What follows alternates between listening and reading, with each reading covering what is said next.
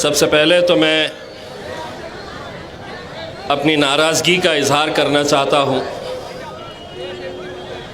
इस जमहूरियत के अंदर हर इंसान को अपनी राय रखने का इख्तियार है।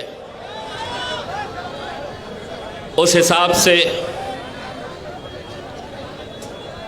किसी ने अगर अपनी राय रखी है तो आप उसको माने या ना माने ये आपके हाथ में है। लेकिन जिस तरीक़े से पिछले 2 दिनों के अंदर सोशल मीडिया के ऊपर जो गलत बयानी की जा रही है, जो गलत पोस्ट डाले जा रहे हैं, मैं आपकी नाराज़गी समझ सकता हूँ। लेकिन हम अपने बुज़ुर्गों का एहतराम अगर नहीं करेंगे तो फिर कौन करेगा। ऐसे हालात पैदा मत करिए कि राजनीति के अंदर इख्तिलाफ हो सकते हैं, आप राजनीति के अंदर एक दूसरे के मुखालिफिन हो सकते हैं और वो राजनीति के हद तक ही रहती है। लेकिन कल अगर हमारा आमना सामना हुआ तो इस हद तक ना चले जाए कि हम आँख में आँख डालें तो सामने वाले की नज़र शर्म से झुक जाए। इलेक्शन को इलेक्शन की तरह लड़िए। ज़ाती तौर के ऊपर, किसी की पर्सनल लाइफ के ऊपर जाकर जो नुक्ताचीनी की जा रही है, जो अलग अलग तरीक़े की बातें की जा रही है, जो इल्ज़ाम लगाए जा रहे हैं, ठीक है, कुछ ने अपनी राय रखी है, लेकिन मुझे पूरा यकीन है मेरी आवाम के ऊपर कि 20 तारीख़ के दिन कुछ भी हो जाए, मोहर लगेगी तो इंशाअल्लाह पतंग के ऊपर ही लगेगी। कितनी भी साजिशें हो जाए, जो हथकंडा जिसको अपनाना है वो अपना ले। इंशाअल्लाह इस बार की महाराष्ट्र की विधानसभा के अंदर औरंगाबाद से मेरा छोटा भाई नासिर सिद्दीकी भी जाएगा और आपकी दुआ रही, आपकी मेहनत रही तो इंशाअल्लाह आपका ये बेटा, आपका ये भाई, आपका दोस्त इम्तियाज़ जलील भी महाराष्ट्र की विधानसभा के अंदर जाएगा।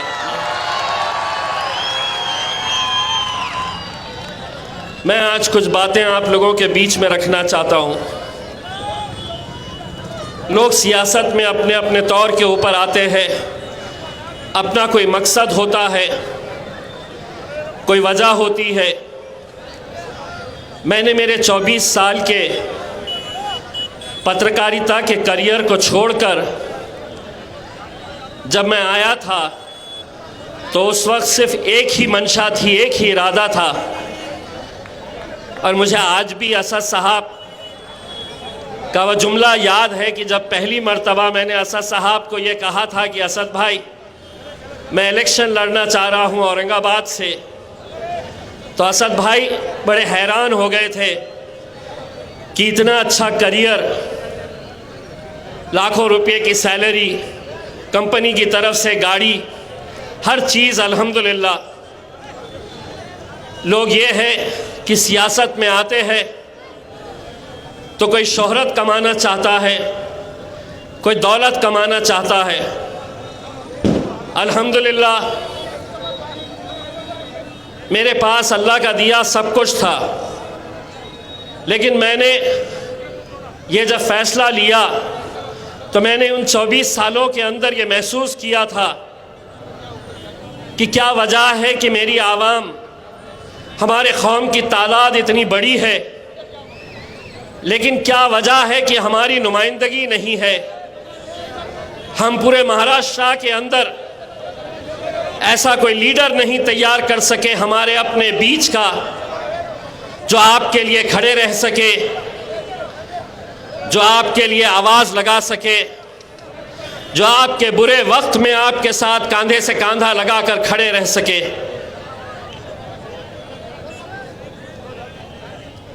आता ते ट्रॅफिकला बंद करायला सांगा साहेब। कल मोदी साहेब आले होते तर त्यांनी बंद केले होते। उद्धव ठाकरे साहेबांची जी सभा आहे मग सगळ्यांसाठी नियम सर्व ठेवा।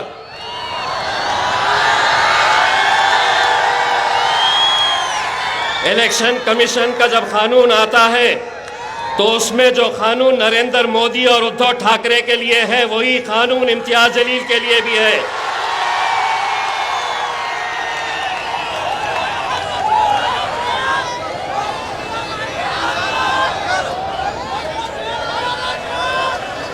देखिए, मैं आप लोगों से इल्तिजा करूंगा, पुलिस के साथ कोऑपरेट करिए, ये अपनी ड्यूटी निभा रहे हैं।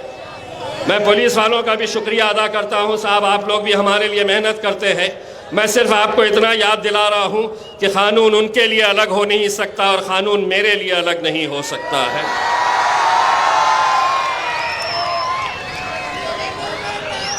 और नौबत तो ऐसी लेकर आ गए हैं, अगर वो इतना अच्छा काम देश के अंदर इतने सालों से कर रहे हैं तो नरेंद्र मोदी साहब को औरंगाबाद में आने की जरूरत पड़नी ही नहीं चाहिए थी।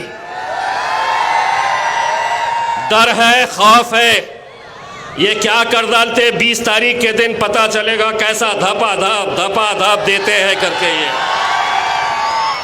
तो मेरे भाइयों, हर इंसान अपनी अपनी सोच के हिसाब से आता है, लेकिन पिछले कुछ महीनों में जब से मैं राजनीति के अंदर आया हूं, कुछ ऐसे लोगों की ऐसी भद्दी बातें मुझे सुनने को मिली है। मेरा छोटा लड़का जिसका सियासत में कोई दिलचस्पी नहीं है, वो जब भी इस तरह के बयान किसी के मुंह से YouTube के ऊपर सुनता है, सोशल मीडिया के ऊपर देखता है, तो वो मुझसे ये सवाल करता है कि डैडी, आप कैसा ये सब चीजें बर्दाश्त करते हैं? ये खुलेआम आपके खिलाफ झूठ बोलते हैं, आपको गुस्सा नहीं आता है क्या? मुझे आता है गुस्सा, मुझे भी आता है, खराब मुझे भी लगता है, लेकिन फिर मेरे सामने दो सवाल आ जाते हैं कि क्या मैं महज चंद लोगों की वजह से मैं अपने चाहने वालों को छोड़ दूं? मेरे सामने ये सवाल आता है कि कितने लोग ऐसे हैं यहां पर इस शहर के अंदर जिनकी सुबह, दोपहर, शाम सिर्फ एक ही नाम से चलती है, जिनका धंधा, जिनका कारोबार, जिनकी राजनीति, जिनकी सियासत सिर्फ एक ही नाम से चलती है और वो नाम है इम्तियाज जलील।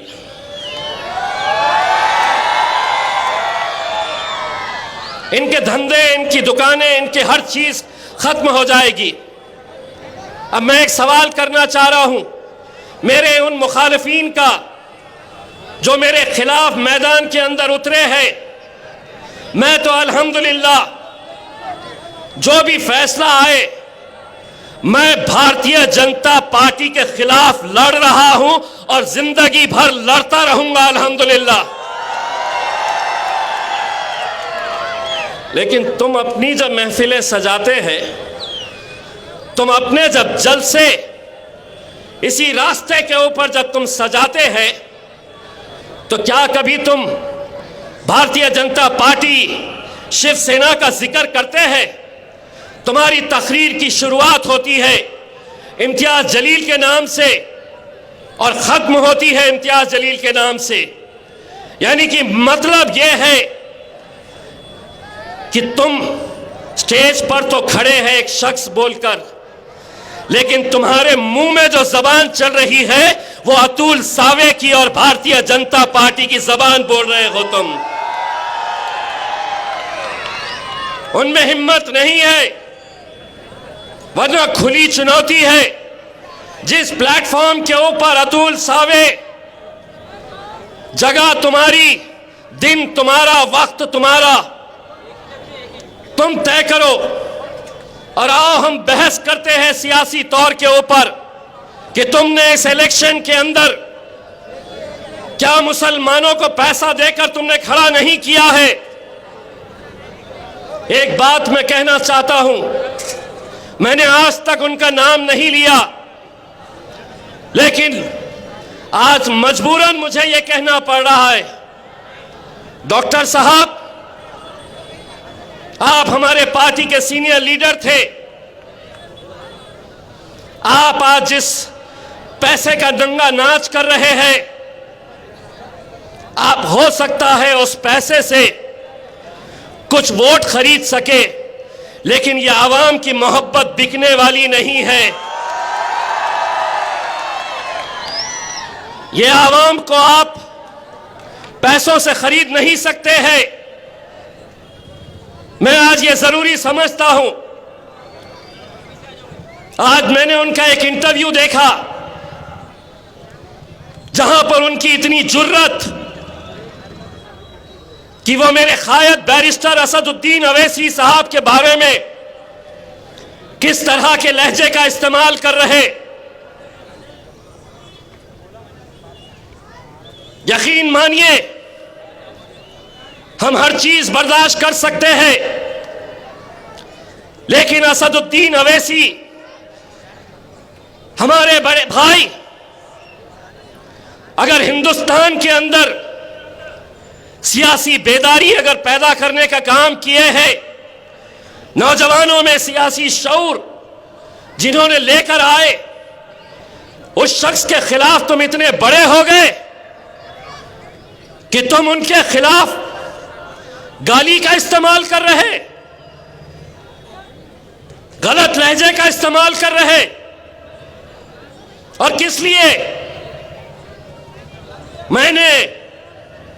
मैंने 10 साल पार्टी के लिए काम किया।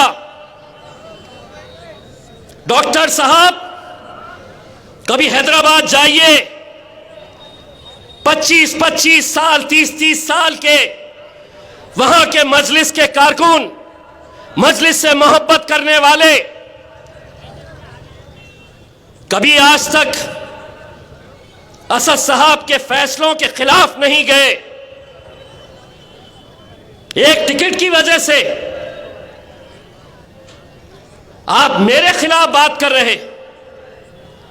पूछिए असदुद्दीन अवैसी साहब से, जब वो पिछला इलेक्शन हारे, मैं गया था असद भाई के पास। पूछ लीजिए असद भाई से, मैंने कहा था असद भाई उन्होंने मेहनत किए थे, हार गए, उनको हम पार्टी का एक अहम पोस्ट देनी चाहिए। मेरे बोलने के ऊपर मैंने असद साहब से गुजारिश की थी, तब जाकर उन्हें महाराष्ट्र का कार्याध्यक्ष का पोस्ट दिया गया था। आज एक टिकट नहीं दिया गया तो इम्तियाज जलील ऐसा, मजलिस ऐसी।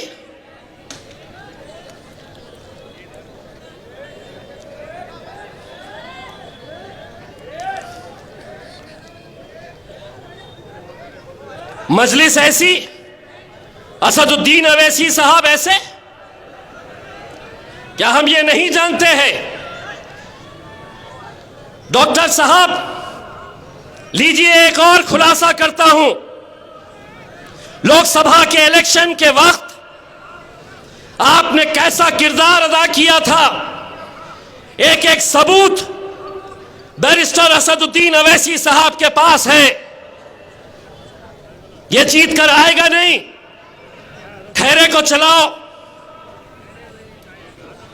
आपका दामाद डॉक्टर हर पेशेंट को पकड़ पकड़ कर यह कहता कि इम्तियाज जलील जीतने वाला नहीं है, खैरे को वोट दो।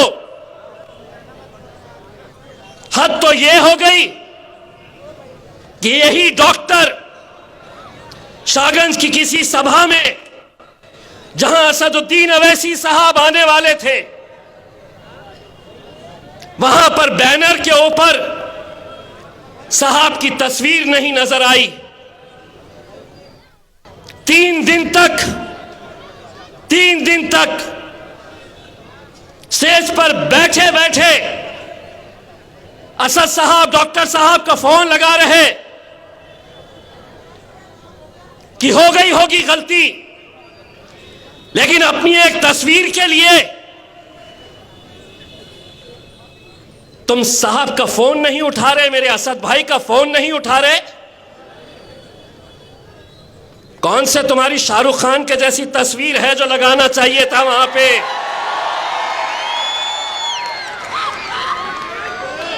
कौन सा तुम्हारा खूबसूरत थोबड़ा था कि वहां पे इतनी बड़ी तस्वीर लगाते?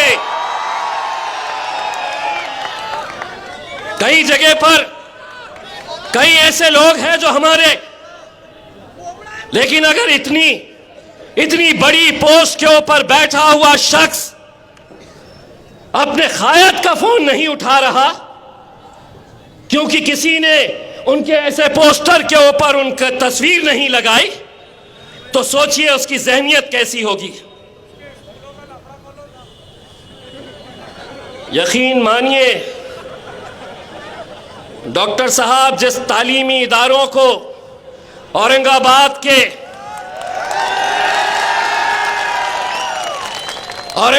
के वो गयूर मुसलमानों ने बड़ी मेहनतों के साथ खड़ा किया था, 2 नंबर के धंधे करके तुमने कैसे हथियाए थे सारा शहर जानता है।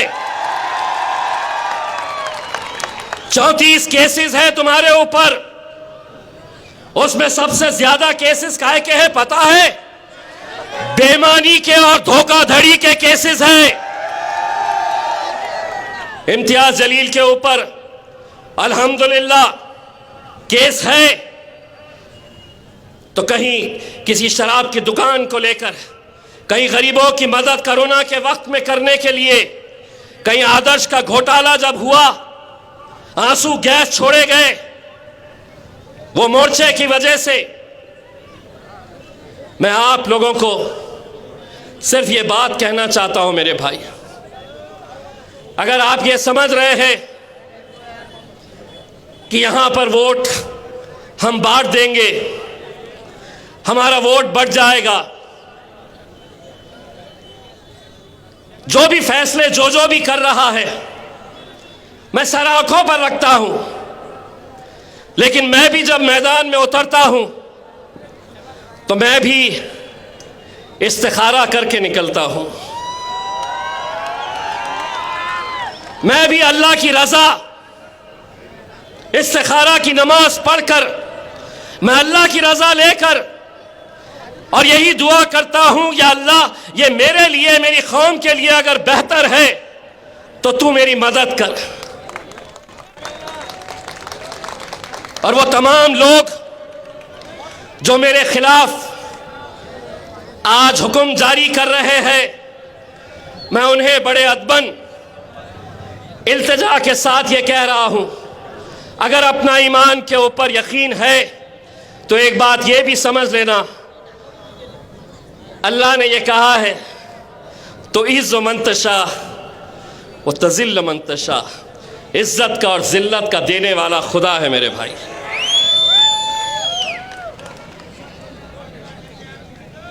आज हमने यकीनन जब सभी लोगों को ये लगने लगा कि ईस्ट की सीट यहां से भारतीय जनता पार्टी निकाल सकती है, ये डॉक्टर ने इल्जाम लगाया कि इम्तियाज जलील ईस्ट से अतुल सावे को जिताने के लिए सबसे कमजोर उम्मीदवार देने वाला है। यह है सबसे कमजोर उम्मीदवार, मैं हूं सबसे कमजोर उम्मीदवार।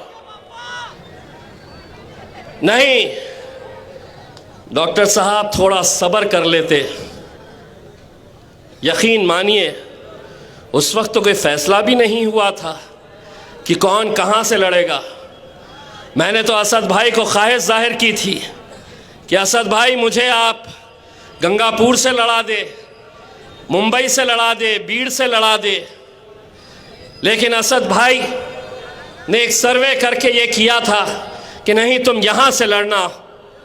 हम लड़े। जब यहाँ पे एक माहौल तैयार हो गया, हमारा मराठा समाज जब अतुल सावे के पूरे खिलाफ में चला गया, और जाना भी चाहिए, जिस जरंगे पाटिल ने मराठा समाज को बेदार किया, एक छोटे से गांव का एक मामूली सा आदमी अपने कौम के लिए, अपने समाज के लिए जब लड़ता है तो कैसा पूरा समाज आग बन करके उसके पीछे चला जाता है। जब उन्हें यह एहसास हुआ कि मराठा समाज हमारा साथ नहीं देगा, अतुल सावे गार्डियन मिनिस्टर थे, जब वहां पर जरंगे पाटिल और उनके समर्थकों पर लाठीचार्ज किया गया। ये इम्तियाज जलील है, महाराष्ट्र के हिंदुस्तान की पार्लियामेंट के अंदर महाराष्ट्र के 48 मेंबर ऑफ पार्लियामेंट है, लेकिन उस पार्लियामेंट के अंदर किसी और ने नहीं, इम्तियाज जलील ने खड़े रहकर पूरे पार्लियामेंट के अंदर जरंगे पाटिल का नाम लेकर यह कहा था कि हमें सीखना चाहिए जरंगे पाटिल से, जिसने एक आदमी ने पूरे महाराष्ट्र की नाक में दम करके रखा है हुकूमत की। जरंगे पाटिल साहब ने यह कहा है कि हम उनका साथ देंगे जो हमारे मुद्दे को उठाएगा। जरंगे साहब, आपने तो मुझसे बोला भी नहीं था, लेकिन उसके बावजूद चाहे वो मैं हूं या मेरे कायद बैरिस्टर असदुद्दीन अवैसी साहब हो, उन्होंने हमेशा आपका समर्थन किया है, तायीद किया है। और मैं आज आपको इस एफिडेविट के जरिए, इस वचननामा के जरिए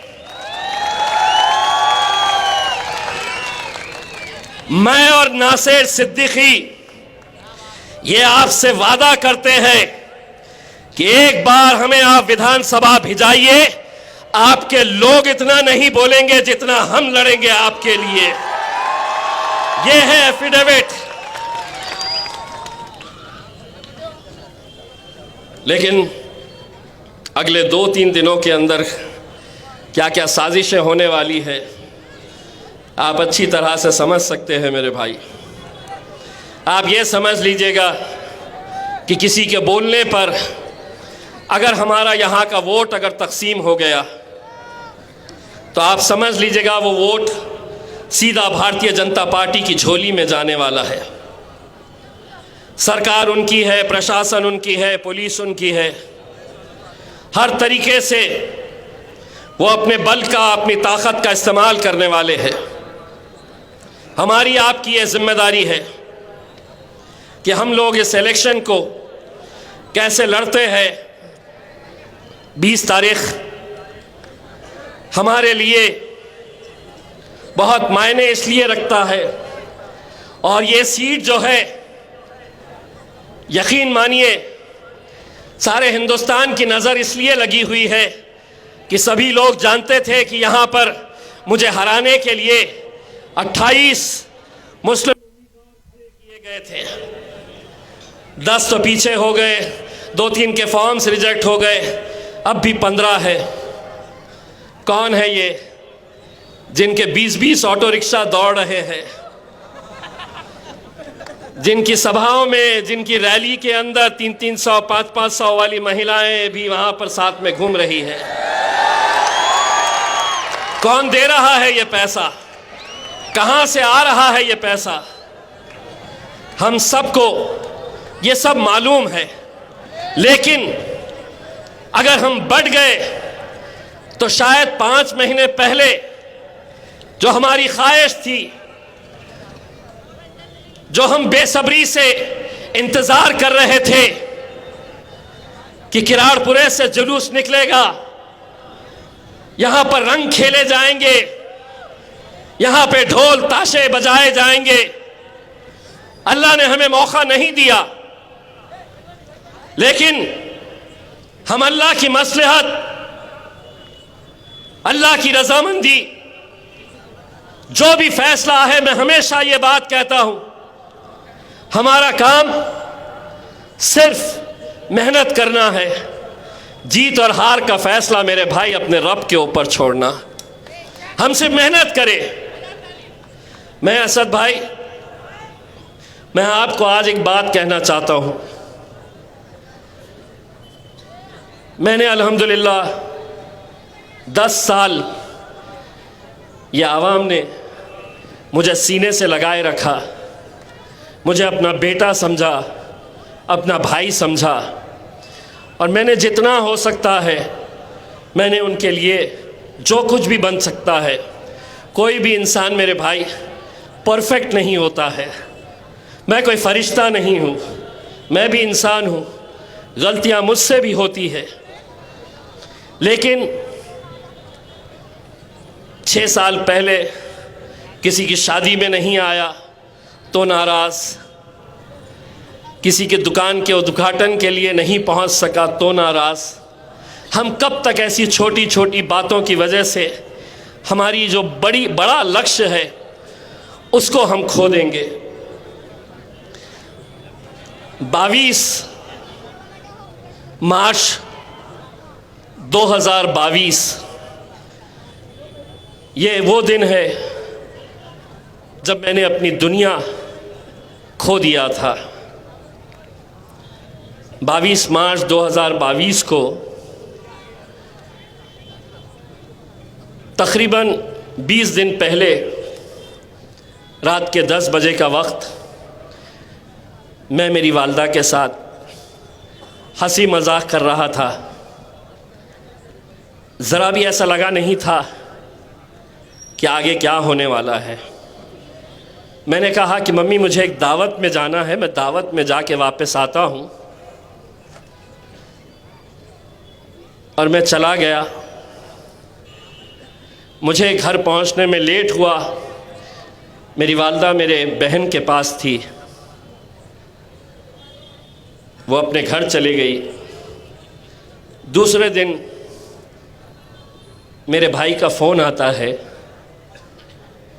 कि वालदा को ब्रेन स्ट्रोक हुआ है। वो 20 दिन अस्पताल में कैसे हमने निकाले। मुझे ऐसा लगता है कि मेरी वालदा वैसे ही नहीं मरी। कहीं ना कहीं वो हर रोज़ मेरी कमी महसूस करती थी। वो चाहती थी कि मैं ज़्यादा से ज़्यादा वक्त उसके साथ बैठूं, लेकिन मैं बैठ नहीं पाता था। 22 तारीख के दिन जब हॉस्पिटल में डॉक्टर ने कहा कि बहुत मुश्किल है, आप प्रार्थना करिए, मैं मेरे मम्मी के पैरों के पास खड़ा हुआ था। उनके पैरों को पकड़ के मैं सिर्फ यही दुआ कर रहा था कि अल्लाह मैं सब कुछ छोड़ दूंगा, मैं सियासत भी छोड़ दूंगा, मुझे नहीं चाहिए ये एमपी, कोई एमएलए मुझे बनना नहीं है।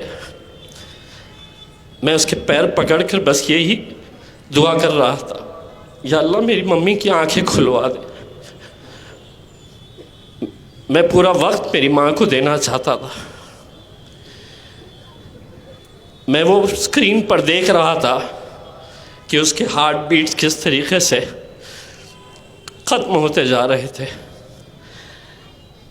शायद वो अपने बच्चे की आवाज़ खामोशी में भी सुन रही थी कि ये सब छोड़ना चाहता है, अपनी आवाम की मोहब्बत, ना उसको एमपी चाहिए ना एमएलए चाहिए, वो मेरे साथ रहना चाहता है। मैंने हर इंसान अपने माँ से मोहब्बत करता है, लेकिन मेरी दुनिया मेरी माँ थी। इन 10 सालों के अंदर मैं अगर लोगों के करीब गया तो मैं अपनी माँ को वक्त नहीं देता था जितना वो चाहती थी।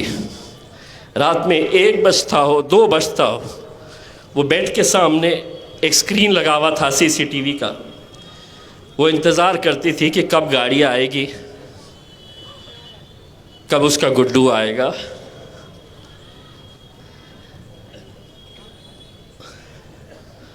दोस्तों,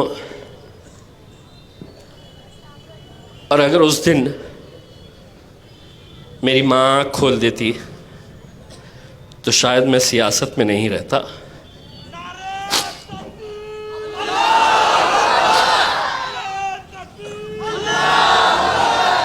क्योंकि दुनिया में तुम हर चीज़ पा सकते हैं, दौलत, शोहरत, नाम, हर चीज़ तुम्हें मिल सकती है। नौजवानों, मैं तुमसे ही अपील करना चाहूँगा, ये दौलत को जाने मत देना। बहुत खुशनसीब है वो लोग जिनकी माएँ हैं। मेरे वालिद साहब का इंतकाल करीब 30 साल पहले हुआ,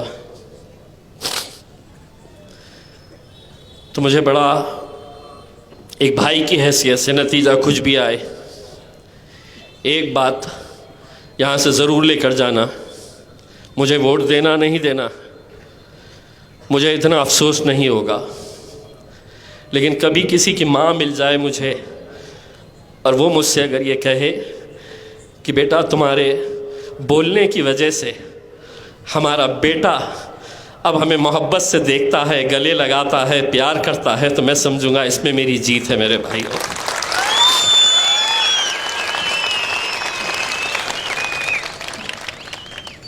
सियासत के अंदर इल्ज़ाम लगाना बहुत आसान होता है, बहुत आसान होता है, लेकिन एक बात ये भी समझ लेना कि हर इंसान को अपने अमाल खुद लेकर जाना है। आपके अमाल आपके साथ जाएंगे, मेरे अमाल मेरे साथ जाएंगे। अगर कोई गुनाह हो रहा है मेरे से, तो ऐसा नहीं है उसकी सज़ा मैं आपको दिलवाऊं। ऊपर वाला हर चीज़ पे नज़र रखता है, और ये फ़ैसले जब मैं लोगों के मुंह से सुनता हूँ कि इम्तियाज़ जलील ने ऐसा किया है, इम्तियाज़ जलील में शुरुआत में बहुत मुझे भी ख़राब लगता था कि कैसे बेबुनियाद इल्ज़ाम मुझ पर लगाए जा रहे हैं, कैसा कहते हैं। अलग अलग तरह की बातें जब मैं सुनता हूँ, कहीं ना कहीं मुझे भी लगता है कि चलिए ये बोलने वाले कितने होंगे, 10 लोग, 20 लोग, 25 लोग, 50 लोग, 100 लोग हो सकते हैं, 200 लोग हो सकते हैं, लेकिन अल्हम्दुलिल्लाह इन 10 सालों के बाद भी अगर इनकी मोहब्बत में कमी नहीं आई है तो मुझे उन 100 लोगों की परवाह नहीं है। मेरे भाई, मैं आप लोगों की मोहब्बत के सहारे, मैं आप लोगों की मोहब्बत के सहारे यकीनन इस इलेक्शन के अंदर जो भी हो, आप जीतेंगे या आप हारेंगे, लेकिन औरंगाबाद वो मुकाम है कि जहाँ पर हमें इस बात का फ़ख्र है कि हमने एक इत्तेहाद की मिसाल यहाँ पर क़ायम की है। यहाँ से हम MLA जीते, यहाँ से हम MP बनकर गए, पूरे हिंदुस्तान को दिखाए हमने कि हमारा इत्तेहाद क्या हो सकता है। किसी की नाराज़गी इम्तियाज़ जलील से अगर हो सकती है तो इम्तियाज़ जलील के ख़िलाफ़ आप फ़ैसला लें, लेकिन मेरे छोटे भाई नासिर सिद्दीकी का क्या कसूर है? नासिर सिद्दीकी के लिए क्यों नहीं आवाज़ उठाई गई? हम जीत रहे हैं मेरे भाई, इंशाअल्लाह नासिर सिद्दीकी औरंगाबाद से MLA बनकर ज़रूर जाएगा मेरे भाई, ज़रूर जाएगा। बस आप लोगों से इतनी इल्तिजा करना चाहूँगा कि 20 तारीख़ के दिन अगर हमारा वोटिंग परसेंटेज अगर 80% से कम है तो आप समझ लीजिएगा कि 23 तारीख़ तक इंतज़ार करने की ज़रूरत नहीं रहेगी।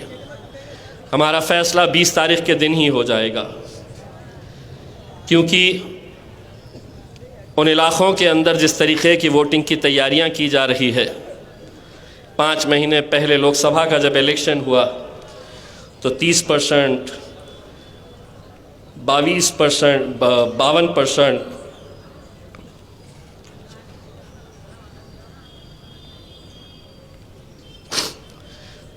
ऐसे ऐसे आंकड़े हमारे सामने आए। क्या वजह है कि बाकी के 45%, 48% लोग क्यों वोट डालने के लिए नहीं जाते हैं?